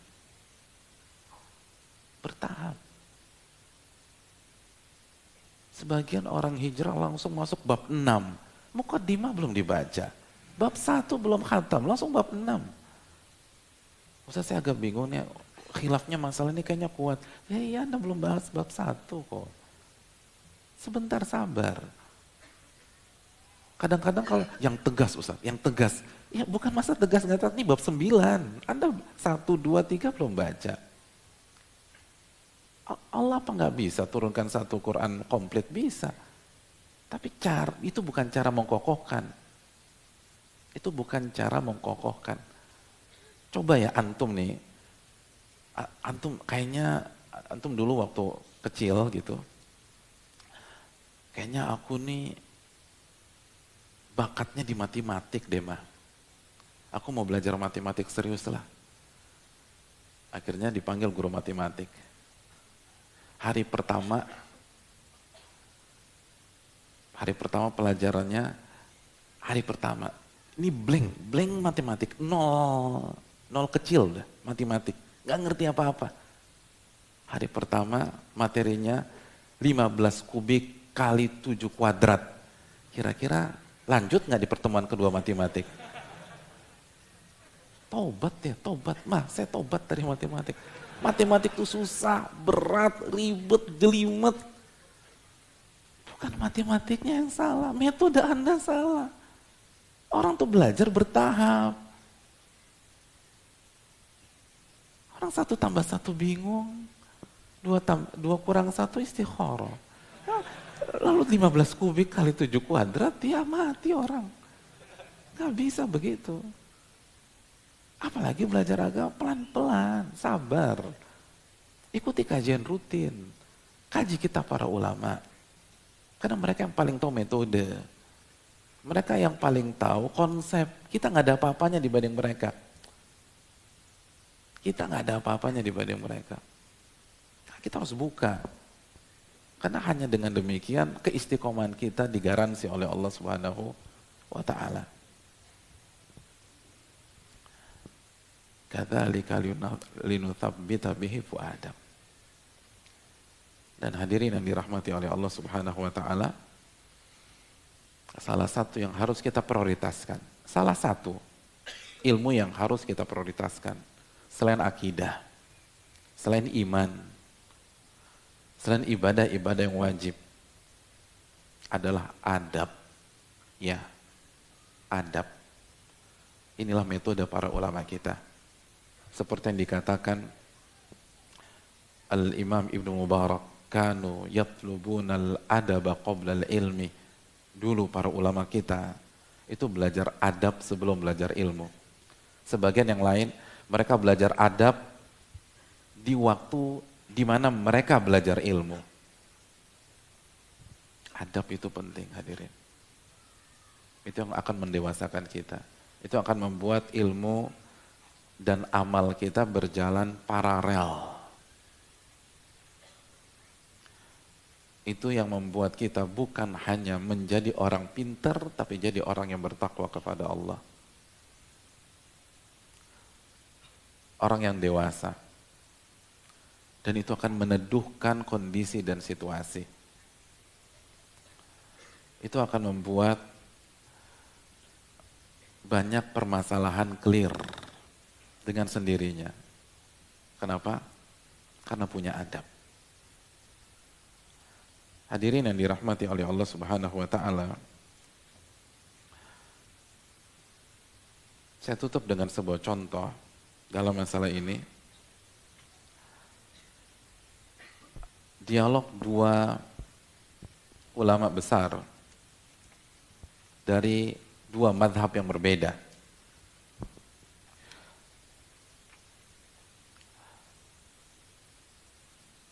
Dari dua madhab yang berbeda. Yang pertama, Ibnu Hazm Al-Andalusi, madhab Zahiri, dan yang kedua, Abul Walid Al-Baji, madhab apa? Malikiyah. Jadi bayangkan, dua madhab, dua tokoh besar dari madhab yang berbeda. Satunya madhab tekstual, Zahiri, itu over tekstual, sehingga secara teori mereka menolak kias, menolak dalilul khitab atau mafhum, tapi secara praktek banyak para ulama mengatakan ya Zahiri pakai kias juga. Tapi intinya over sebagian sangat-sangat tekstual. Berhadapan dengan Abul Walid Al-Baji yang madhabnya apa tadi? Ya, dalam sayap kanan madhabnya apa tadi? Oh ya, Maliki ya. Hebat antum nih, Masya Allah. Ya.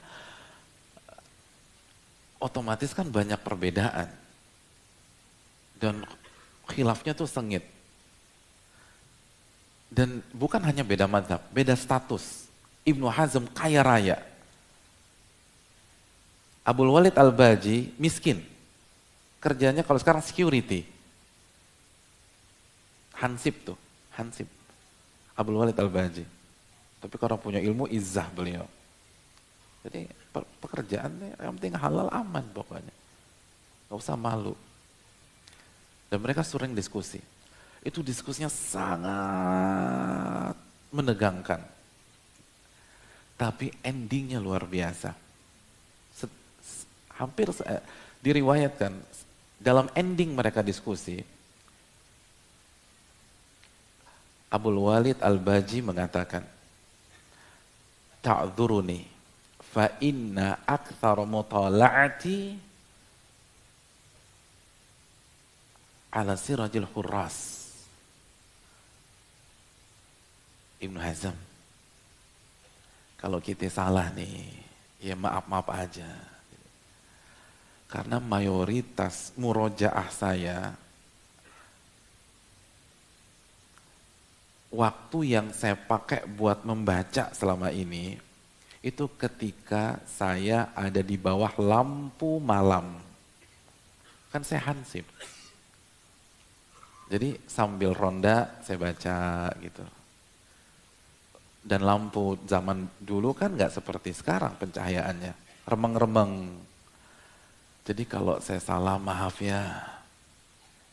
Ya mungkin karena remeng-remeng, ada satu kata nggak kebaca, kurang fokus, nggak maksimal. Jadi saya minta maaf benar-benar kalau saya salah. Begitu mendengar Abul Walid Baji minta maaf, Ibnu Hazm pun nggak kalah cerdasnya. Kata beliau, wa ta'dzuruni aidha. Kamu juga harus maafin saya kalau saya ada salah tadi dalam berdiskusi. Kalau saya ada salah dalam berdebat, loh kan orang kaya, apa alasannya? Kata Ibnu Hazm, fa inna aktsara mutala'ati ala manabiriz zahabi wal fiddah. Saya minta maaf kalau saya ada salah-salah referensi, salah-salah pendalilan, salah-salah dalil, salah-salah nukil, karena saya belajar selama ini mayoritasnya di atas mimbar-mimbar emas dan perak. Jadi wajar kalau saya keliru. Siapa yang paham? Saya kasih hadiah. Siapa yang paham?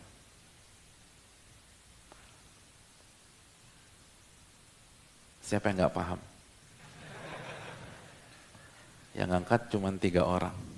Terus yang lain maunya apa sih ngomong-ngomong?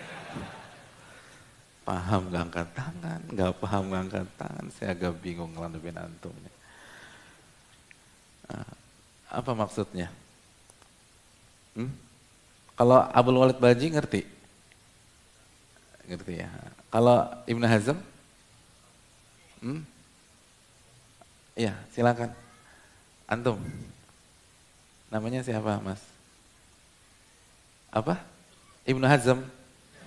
Oh, berarti beliau lebih ngerti. Beliau kan yang ngerasain sendiri. Silakan Ibnu Hazm. Siapa namanya? Yuda. Oh, oke. Gimana Yuda?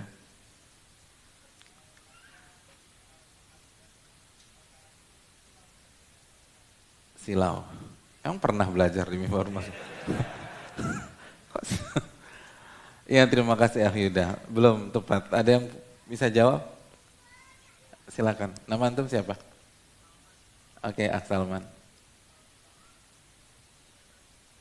Mungkin sih, ya mungkin. Oh, belum. Gimana?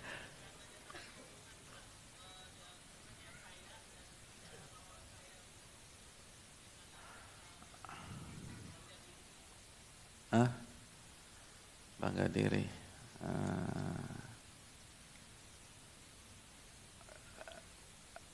Belum sih, tapi sedikit lah ya, lumayan ya. Kasih hadiah nggak ya? Oke, kasih hadiah deh. Kita kasih hadiah. Ini aja ya. Antum tolong kasih ke beliau. Jangan sampai kesorot kamera, nggak boleh ada merek di sini. Jadi gini loh, hadirin. Antum nggak lagi diet kan? Karena itu saya suka itu. Dan saya nggak diet, jadi saya makan itu. Jadi buat antum itu. Jadi hadirin yang dirahmati oleh Allah Subhanahu wa taala, Abul Walid Al-Baji itu berdalil dengan faktor fisik dan materialistis. Artinya, saya nggak punya fasilitas yang menunjang saya belajar, jadi saya wajar kalau nggak maksimal. Ibnu Hazm menjawab secara psikis. Kata Ibnu Hazm, jangan dipikir jadi orang kaya gampang belajar loh. Enggak, susah. Karena fasilitas depan mata. Fasilitas yang membuat kita nyaman, terlena, itu depan mata. Bayangkan kalau antum belajar, kursinya empuk banget, terus bisa mijit. Tuh. Kira-kira antum baca buku bertahan berapa menit? Iya, khutbah Jumat tuh nggak ada kursi pijit hadirin, nggak ada. Khutbah Jumat tuh itu duduknya pegel begitu, tuh bisa pakai sound lagi. Iya, bukan tidur gini, soundnya ada, sound efeknya ada. Itu nggak nyaman tuh, nunduk begitu sampai ngantuk-ngantuk. Bisa tuh. Gimana kasih kursi yang nyaman, AC, selimut, terus hot coklat di sini. Aduh, tidur udah bismika Allahumma amutu wa ahya. Nggak gampang. Jangan dipikir gampang. Anda mikir gampang karena nggak pernah jadi orang kaya. Kak, pokoknya Ustadz, Anda kan belum pernah jadi orang kaya. Emang gampang jadi orang kaya yang bertakwa kepada Allah? Susah, semua fasilitas ada. Dan itu lebih bahaya. Itu lebih membuat kita terlena. Hati itu dininak bobokkan. Itu masalah saya Abul Walid Baji. Jadi mohon maaf kalau saya nggak maksimal. Cerdas Ibnu Hazm ya, luar biasa ulama kita. Luar biasa lah. Itu Masya Allah. Dia bisa mikir sampai ke sana. Dan benar. Tapi poin yang ingin kita petik adalah lihat bagaimana adab di antara dua para ulama ini. Jadi ketika bantah seru emang, tapi minta maaf habis itu. Mohon maaf ya, kalau saya salah. Wajar lah, saya banyak kekurangan. Jadi mereka ketika membantah itu murni cemburu karena Allah udah. Cemburu dalam membela kebenaran. Nggak lebih, nggak kurang. Dan mereka punya pondasi yang kuat, punya adab yang bagus, jadi enak dengarnya. Dan sampai sekarang jadi ibrah bagi kita semua. Nah ini yang ingin diperjuangkan dan coba kita pelajari bersama-sama. Karena semua kita termasuk yang berbicara masih harus belajar basic lagi, masih harus belajar adab lagi, masih harus belajar ilmu-ilmu yang lain lagi. Bukan karena kita pintar akhirnya kita belajar di majelis ini, justru karena kita bodoh. Makanya kita semua duduk di majelis ini. Saya rasa cukup sesi materi. Pada kesempatan kali ini kita buka sesi tanya jawab, dan barang siapa yang ingin bertanya atau mengkoreksi jika saya ada yang salah, saya berikan kesempatan. Wassalamualaikum warahmatullahi wabarakatuh.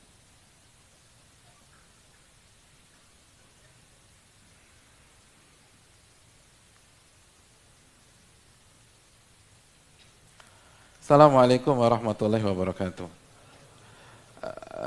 Waalaikumsalam warahmatullahi wabarakatuh.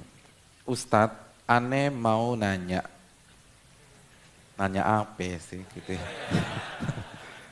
Apa yang kita perlu pelajari dulu di tahap basic?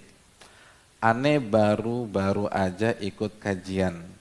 Kadang kalau dengar kajian yang level tinggi, pala aneh puyeng. Jazakallah khairan Ustaz. Ya, terima kasih. Ya, terima kasih. Terima kasih kepada yang bertanya dan hadirin yang dirahmati oleh Allah Subhanahu wa taala.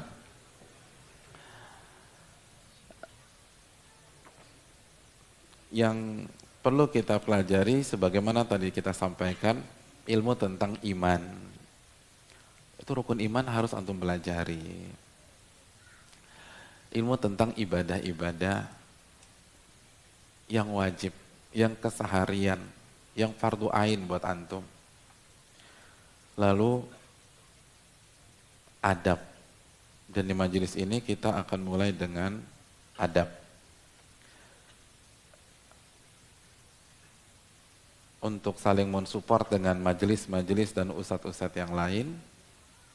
Dan agar adab kita juga semakin baik karena kita merasa minim tentang masalah ini. Wallahu ta'ala misal. Dan semoga puyeng antum disembuhkan oleh Allah Subhanahu wa taala. Assalamualaikum warahmatullahi wabarakatuh. Ustadz, saya ibu dengan satu anak balita yang sangat aktif. Kebetulan tidak ada yang bisa dititipkan. Dititipkan anak saya untuk kajian langsung. Saya hanya rutin streaming, alhamdulillah. Apakah ilmu saya tetap berkah? Ini saya bisa datang karena alhamdulillah hari ini kakak saya tumben bisa dititipin anak. Salahkah saya sering iri dengan suami yang bisa rutin kajian langsung? Dan ketika dia libur, bolehkah saya minta gantian suami yang jaga anak saya yang kajian langsung? Iya, jazakallah khairan. Ya, terima kasih kepada ibu yang bertanya. Yang pertama, pertanyaan beliau menunjukkan beliau punya semangat, beliau punya hasrat, beliau punya effort untuk datang ke majelis dan semoga Allah berikan pahala. Yang kedua, pesannya tidak mengharamkan streaming. Toh juga ini di-streamingkan. Tetapi Allah berfirman, balil insanu ala nafsihi basirah. Setiap orang lebih tahu tentang dirinya sendiri. Kalau masih bisa datang, datang.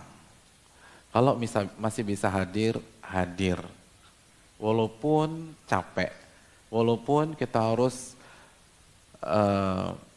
menempuh perjalanan yang tidak pendek waktunya. 2-3 jam di Jakarta memang cukup menguras energi pada hari ini. Tapi kalau kita lihat Jabir bin Abdullah, Sa'id bin Musayyib, mereka 1 bulan untuk 1 hadis. Maka kita nggak ada apa-apanya. Dan yang kedua, ingat, sekali lagi saya ingin mengingatkan, ini teori harus kita ulang-ulang. Kunna nata'allamu li anfusina. Kita ini belajar untuk diri kita sendiri.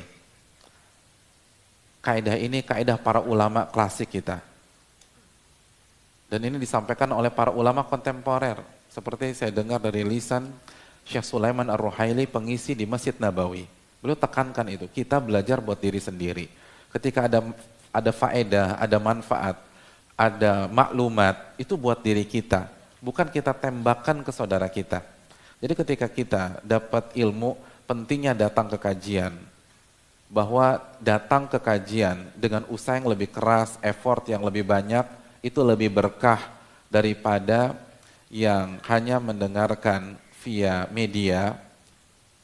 Itu bukan berarti kita suudzon sama saudara kita yang via streaming. Bukan berarti kita meremehkan saudara kita yang hanya dengar via radio. Kenapa? Mungkin mereka ada uzur, bukan karena nggak mau datang. Seperti ibu ini, jazakallahu khairan, karena punya anak. Dan itu berat memang, apalagi masih balita. Jadi kita kasih uzur buat saudara-saudara kita, tapi kita idealis untuk diri kita. Yang jadi masalah nih, tanpa sadar, kaidah kita idealis dalam menilai orang lain, tapi gampang kasih uzur buat diri sendiri. Makanya nggak sukses-sukses. Makanya banyak jiwa yang kerdil. Karena orang-orang yang berjiwa besar, itu kasih uzur buat saudara, tapi idealis buat diri sendiri. Makanya kan kata para ulama, iltamis li akhika sab'ina udhra. Kasih uzur sampai 70 kali. Kalau udah sampai yang ke-70 uzur, masih nggak kena juga, masih nggak cocok juga, katakan la'allahu udhran la'arifu. Bisa jadi dia punya uzur yang saya belum kepikiran. Jadi sekali lagi, bagi yang bisa datang, datang. Bagi yang tidak bisa datang, silakan gunakan media. Jadi media ini untuk backup, bukan untuk menggantikan. Untuk mendukung. Media itu second opinion. Ketika kita nggak bisa mendapatkan first opinion, yaitu datang ke majelis ilmu. Karena jelas itu lebih berkah. Adapun pertanyaan yang kedua, boleh nggak iri dengan suami? Boleh. Ini ghibtah, kata Nabi SAW. Iri hal yang positif tanpa berharap hal itu hilang dari saudara kita. Dan hal yang positif itu, sekali lagi, hal-hal yang berkaitan dengan ibadah kepada Allah Subhanahu wa Ta'ala. Dan ada hadis tentang itu, tapi nanti kita bahas pada saatnya. Yang ketiga, boleh nggak gantian sama suami? Jawabannya boleh. Ini kan metode Umar bin Khattab radhiyallahu ta'ala yang ganti-gantian dengan tetangganya. Jadi ini metode yang digunakan oleh para sahabat. Tapi kalau bisa jalan bareng itu lebih afdol. Wallahu ta'ala bisawab.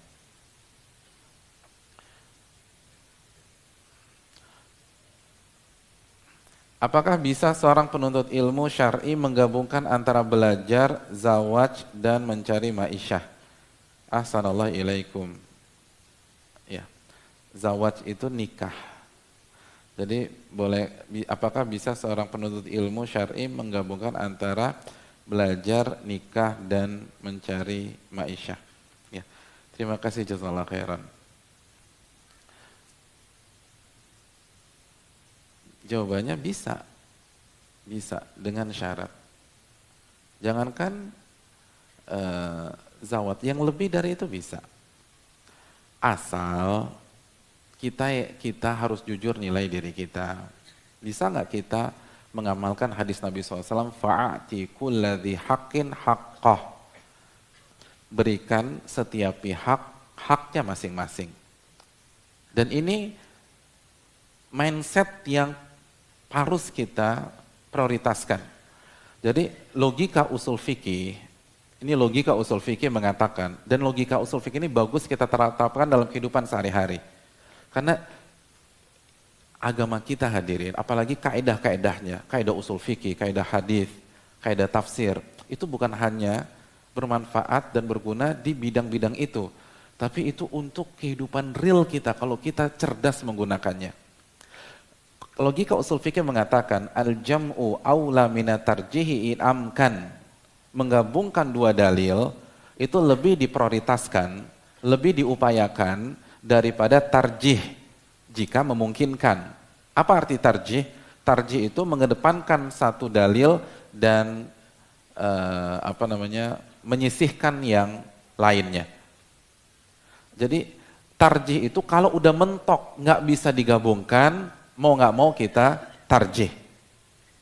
Jadi sekali lagi logika usul fikih mengatakan al-jam'u aula mina tarjihi in amkan. Menggabungkan dua dalil itu lebih diprioritaskan, lebih diupayakan dibanding tarjih. Apa arti tarjih? Tarjih itu mengungguli satu dalil dan menyisihkan dalil yang lebih lemah. Jadi menyisihkan dalil yang lebih lemah. Yang lebih kuat kita unggulkan, kita kedepankan, yang lemah kita sisihkan. Artinya dalam hidup ketika kita berhadapan dengan amal soleh, kenapa amal tersebut dinamakan amal soleh? Karena amal tersebut punya dalil, kan begitu. Jadi dalam hidup selalu berpikir gimana saya gabungkan selama bisa. Kalau udah mentok nggak bisa digabungkan, baru pilih dengan menggunakan fikih prioritas. Jadi selalu berpikir demikian, gimana saya gabungkan. Jadi kalau ada belajar, ada nikah, ada mencari maisha, antum harus berpikir dulu gimana cara saya gabungkan semuanya. Harus jujur, harus mengaudit diri sendiri. Kalau bisa bismillah, kalau enggak jangan dipaksa. Dan ini penting banget. Ini positif.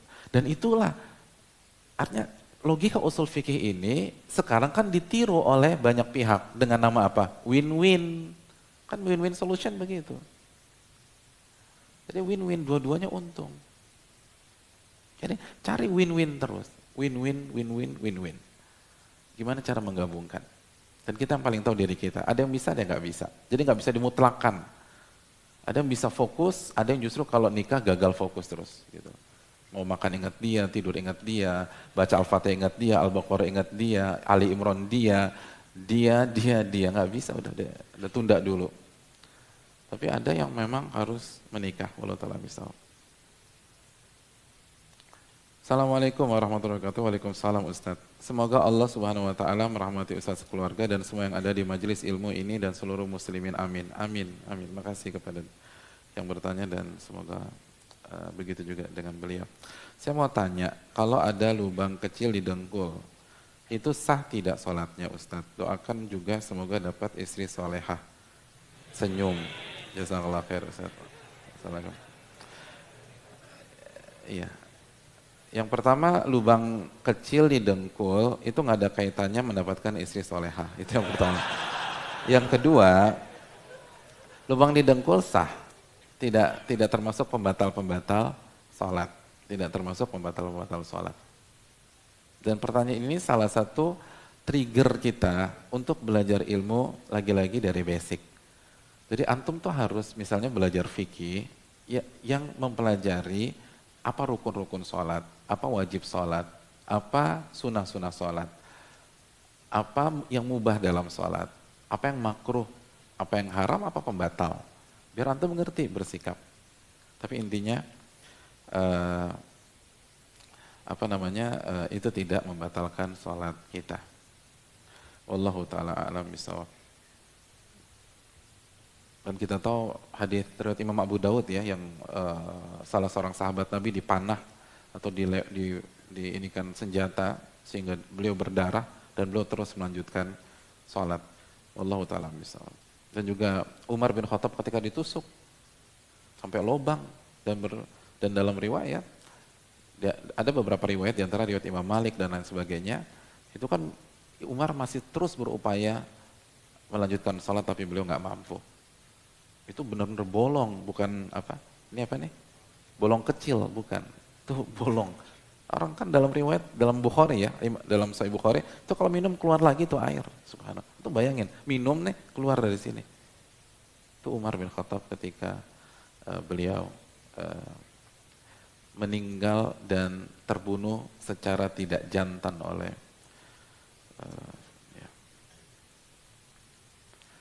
Assalamualaikum warahmatullahi wabarakatuh. Waalaikumsalam warahmatullahi wabarakatuh. Ana seorang penuntut, tadi kita belum doain ya, mohon maaf. Ya semoga yang bertanya dan yang mendengarkan dan yang berbicara mendapatkan istri yang soleha. Amin ya rabbal alamin. Ya. Loh iyalah. Betul. Kan saya punya istri, semoga istri saya tambah soleha gitu. Iya, iya. Loh. Antum yang punya istri nggak amin tuh? Amin kan? Nah. Ya, semoga istri-istri kita soleha semua. Semoga istri kita nambah. Ya, nambah soleh.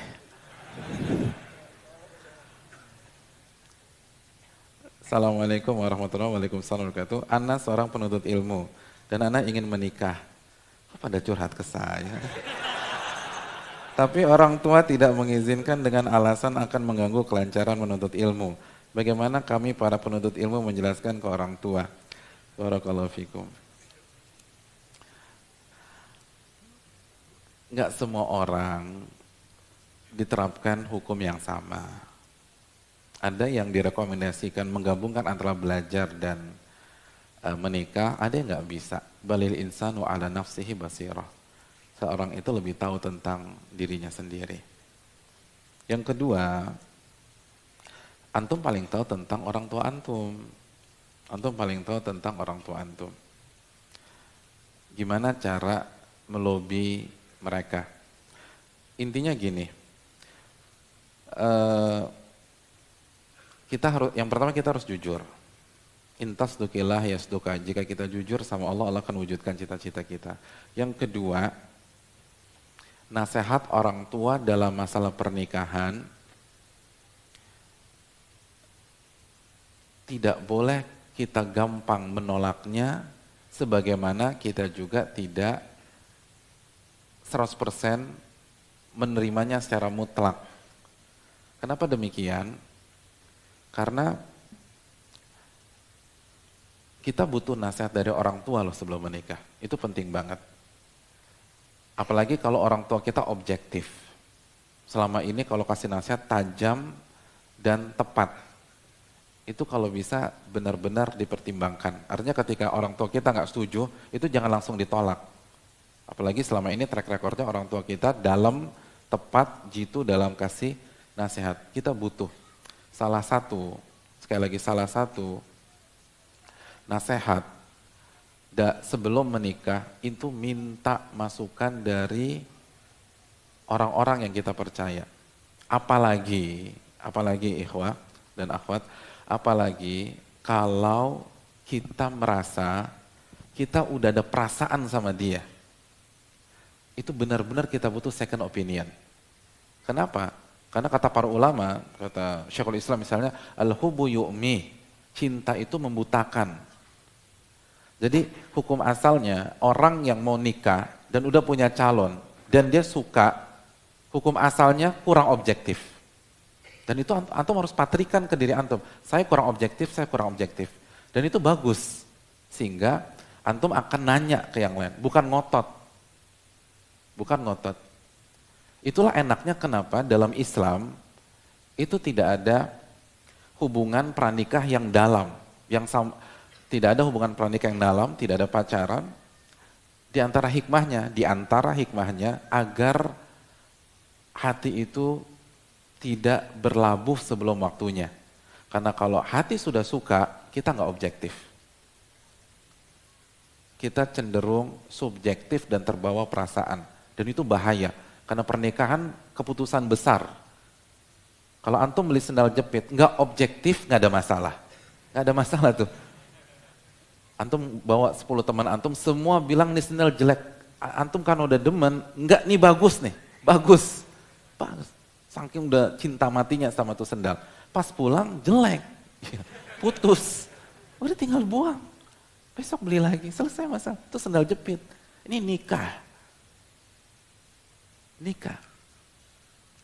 Kalau nggak objektif fatal. Makanya, dan sekali lagi tidak ada secara umum, saya nggak bicara secara mutlak, tapi secara umum tidak ada pihak yang lebih tulus kepada kita yang lebih tahu tentang diri kita daripada orang tua kita. Nah kalau perangkat ini ada pada orang tua antum, benar-benar pertimbangkan. Tapi kalau antum sudah objektif, dan secara objektif orang tua antum kayaknya kurang tepat kasih nasihat, maka next berikutnya lobby. Discuss. Selama yang orang tua kita masih manusia, dinamis hadirin. Dinamis. Orang tua itu masih manusia enggak? Masih. Kok bingung mikirnya? Masih. Jadi dinamis. Jadi kalau bilang, mama enggak setuju, itu bukan kiamat. Antum lo bilang, antum pijitin kayak, kasih hadiah kayak, antum berangkatin umroh. Iya. Beliin tas buat mama antum. Udah, ibu-ibu kan dikasih tas sudah senang, udah sami'na wa ta'na. Misalnya. Artinya cari hati ibu lah. Udah nggak bisa kabur dari rumah. Terus pas akhir bulan minta uang jajan lagi, gimana? Jadi sekali lagi, lobby. Gini aja, betapa banyak di antara kita yang 3 bulan yang lalu, 4 bulan yang lalu, setahun yang lalu benci sama dakwah, benci udah. Tapi sekarang duduk di kajian. Benci sama Islam, tapi sekarang senang. Nggak suka sama Nabi Muhammad SAW, tapi sekarang simpatik. Manusia itu berubah-berubah. Jadi itu nggak deadlock, coba lobby dulu gitu. Ini masalah kita, lobbynya kurang.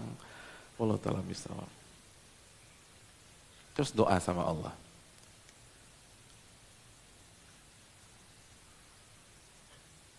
Assalamualaikum, Waalaikumsalam. Bagaimana hukum men-share video kajian tapi kita belum punya ilmu yang banyak? Jazakallahu khair atas pertanyaannya. Bukan syarat men-share kajian dari handphone atau dari gadget kita harus punya ilmu yang banyak. Syaratnya ada yang menjadi syarat kita tahu kaedah menyebarkan ilmu. Karena nggak semua itu disampaikan, nggak semua disebarkan. Ali bin Abi Thalib dalam hadis Bukhari, ini hadis Bukhari dari Ali bin Abi Thalib, khatibun nas ala hasabi uqulihim atuhibbu an yukadzdzaballahu wa rasuluh. Berkomunikasi dengan manusia sesuai dengan pemahamannya, sesuai dengan akal mereka.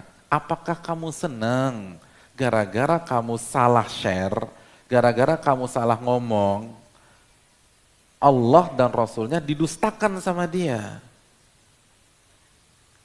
Jadi kita nggak harus punya ilmu yang banyak untuk men-share, tapi pastikan kontennya dan cara penyampaian ustadz tersebut cocok sama orang yang ingin kita kasih. Karena setiap ustadz punya karakter masing-masing, punya nilai plus masing-masing. Dan ada yang cocok dengan Ustadz A, Ustadz B, Ustadz C, Ustadz D. Nah kira-kira nih, misal kita mau share ke adik kita cocok nggak sama tipikal yang gaya penyampainya seperti ini? Terus kontennya bagaimana? Sudah pas atau belum? Itu mungkin Allah Ta'ala misal. Lalu doa penting.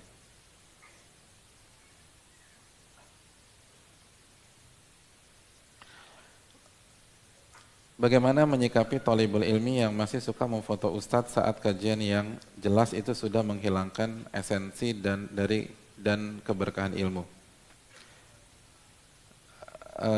Ya, teman-teman yang dirahmati oleh Allah Subhanahu wa taala. Yang pertama, kalau kita lihat ada saudara kita seperti itu atau teman kita seperti husnudzon, ini penting, husnudzon, baik sangka. Mungkin dia nggak tahu, mungkin nggak ada maksud apa-apa. Mungkin dia belum mengerti apa yang kita pahami. Husnudzon. Itu yang pertama. Yang kedua, kalau dari segi esensi, ya sebaiknya yang kita tuju, yang kita cari itu bukan foto, tapi ilmu hadir. Karena kalau tujuan kita bukan ilmu, Tujuan kita foto, terus kita posting dan seterusnya. Lalu ada perasa bangga, senang, diakui. Bahaya hadirin, bahaya. Man talabal ilma li ghairillah mukira bih. Barang siapa yang menuntut ilmu bukan untuk mencari wajah Allah, dia akan kena makar yang Allah berikan kepada dia. Itu kaidah dalam di tengah-tengah para ulama klasik kita. Itu bukan ayat, itu bukan hadis, tapi itu kaidah yang berlaku. Dan itu benar. Jadi sekali lagi, hilangkan. Jadi jangan memfoto nggak ada ininya, nggak ada esensinya. Kita cari yang penting itu ayatnya, yang penting itu hadisnya. Dan kajian itu bukan menggiring seseorang ke pemateri, bukan. Kajian itu mengarahkan orang ke firman Allah Subhanahu wa taala dan ke hadis Nabi Shallallahu alaihi wasallam, bukan ke pematerinya, bukan ke individunya. Apabila misalnya kita nih, Allah berikan keistiqomahan, kajian sampai 5 tahun ke depan. Ini kajian ini Allah kasih kemudahan, Allah kasih taufik sehingga bisa bertahan sampai 5 tahun ke depan. Lalu di 5 tahun tersebut, antum jadi fanatik sama saya, maka kajian ini gagal. Kajian itu gagal. Jadi fanatik sama ustadznya, fanatik sama pribadinya, gagal tuh kajian. Bukan itu. Itu bukan metode para ulama. Gimana kita kembali kepada Allah dan Rasulnya. Dan dari semua sisi. Dan segala hal yang bisa memalingkan hendaknya dijaga. Hendaknya diikat. Dan gak ada fadilah, gak ada dalil. Gak ada perintah untuk memfoto ustadz tersebut, nggak ada dalilnya, nggak ada fadilahnya, nggak ada. Barang siapa memfoto ustadz 5 kali akan dapat istana di sorga, kan nggak ada, nggak ada.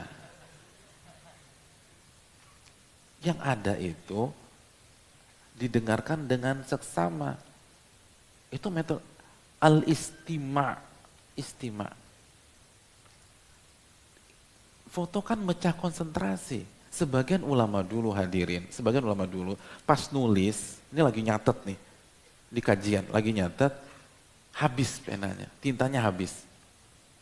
Apa yang dilakukan? Langsung detik itu dia kasih sayembara. Siapa yang punya pena, saya kasih 1 dinar. 1 dinar, siapa yang gak mau?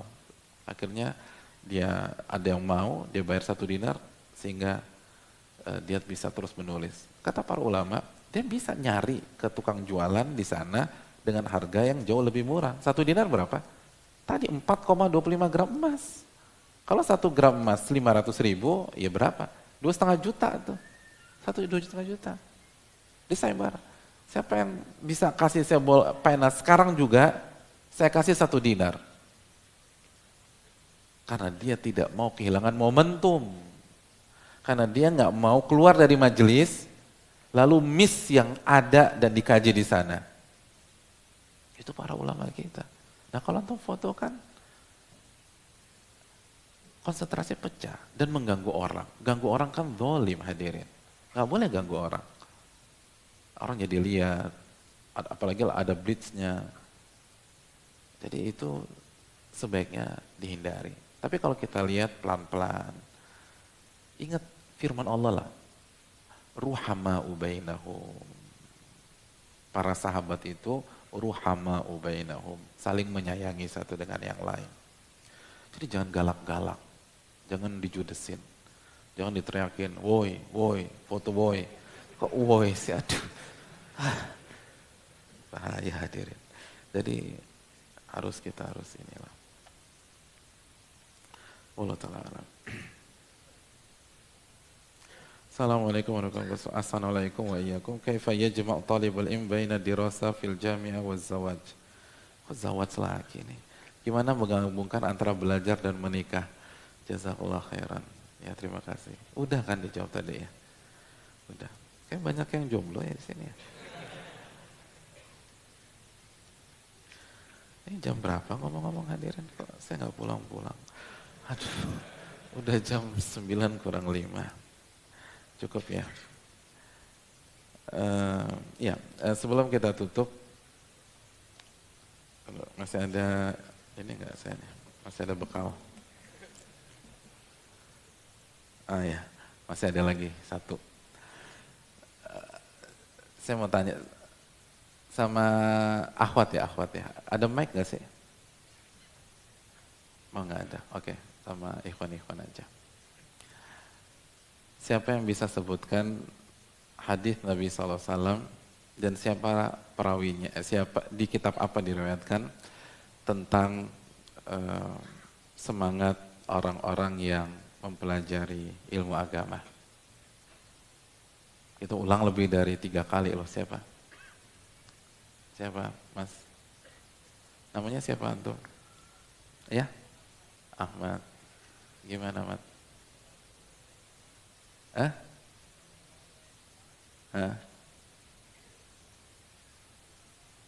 Riwayat siapa? Masya Allah, luar biasa. Betul. Riwayat Imam Hakim. Ini nggak ada kamera kan? Berarti harus di sini. Biar nggak. Saya rasa cukup. Semoga bermanfaat. Dan sekali lagi kita nggak kejar setoran karena ini kajian rutin. Yang penting pesannya dan message-nya sampai. Semoga Allah memberkahi ilmu kita. Dan hadirin yang dirahmati oleh Allah Subhanahu wa taala, Ibnul Qayyim mengatakan, sebentar. Ibnul Qayyim mengatakan orang-orang beriman itu ketika setelah selesai mengerjakan ibadah, maka mereka memperbanyak doa Rabbana taqabbal minna, ya Allah, terimalah amal ibadah kami. Oleh karena ketika kita pulang dari pengajian atau mungkin pulang dari sholat 5 waktu dari masjid, itu di tengah-tengah perjalanan salah satu doa yang bisa kita baca adalah Rabbana taqabbal minna, ya Allah terimalah amal ibadah kita semua. Dan sekali lagi pesan pada malam hari ini, sungguh-sungguh dalam belajar sesuai dengan kemampuan kita, dan kita kasih udzur jika ada orang yang tidak mampu melakukannya. Dan yang kedua, kita harus bertahap, pelan-pelan, step by step, satu demi satu. Subhanakallahumma wa bihamdika asyhadu an la ilaha illa anta astaghfiruka wa atubu ilaik. Assalamualaikum warahmatullahi wabarakatuh. Fas'alu ahla dzikri in kuntum la ta'lamun.